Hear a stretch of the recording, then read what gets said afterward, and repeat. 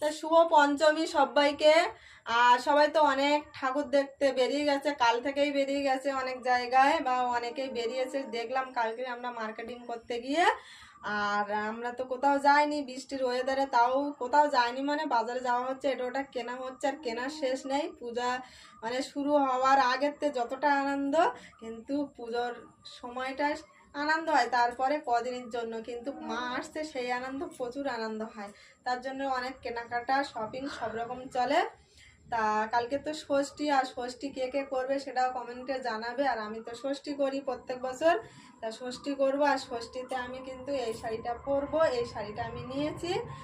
আর অষ্টমীতে পরবো এই শাড়িটা, তো অঞ্জলি দেব। এই দুটো শাড়ি আমি নিয়েছি, তা কেমন হয়েছে সবাই কিন্তু জানাবে। আর ট্রেনটা যাচ্ছে এমন সময়, আমার কথা বলার সময় ট্রেনটা যাচ্ছে।